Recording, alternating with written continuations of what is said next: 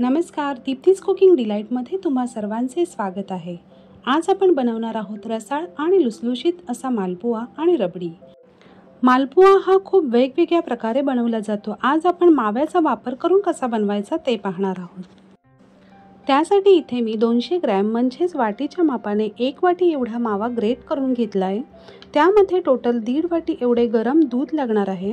दूध हे अगदी गरम नसावे किंवा अगदी कोमटही नसावे आणि सुरुवातीला आपण थोडे थोडे करून अर्धी वाटी दूध घालायचे। गरम दुधामुळे मावा सहज वितळतो।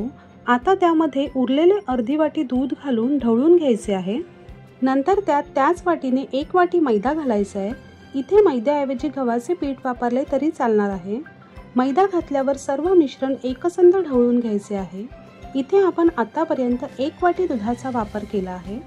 मैदा एकजीव झाल्यानंतरच राहिलेले अर्धी वाटी दूध घालायचे आणि अशा प्रकारे स्मूथ बॅटर करून घ्यायचे आहे।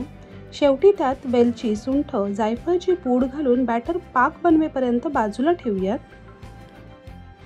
पाक बनवण्यासाठी इथे 1 वाटी पाण्यामध्ये अर्धी वाटी साखर घालून ती वितळवून घ्यायची आहे। इथे साखरेचे प्रमाण तुमच्या आवडीनुसार कमी जास्त करू शकता।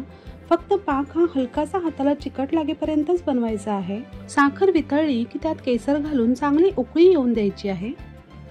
शेवटी त्यात सुंठ, वेलची, जायफळची पूड घालून गॅस बंद करूया।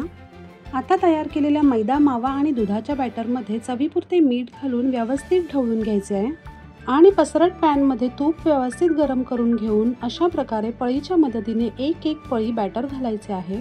तेलाचा वापर केला तरी चालणार आहे। तूप किंवा तेल हे मध्यम आचेवरच गरम करून घ्यायचे आहे। नंतर असे छोट्या चमच्याने वरच्या बाजूला तूप घालूयात आणि मालपुआ दोन्ही बाजूला सोनेरी रंगावर मस्त खरपूस तळून घ्यायचा आहे। तो गरम गरम पाकात दुसरी बॅच तळेपर्यंत 5 मिनिटांसाठी ठेवून प्लेटमध्ये काढून घ्यायचा आहे।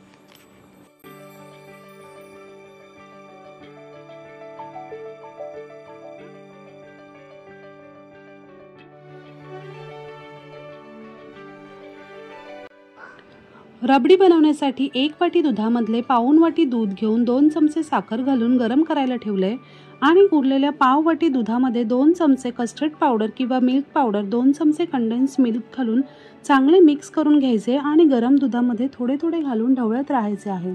आवडीप्रमाणे ड्रायफ्रुट्स घालून गॅस बंद करूयात।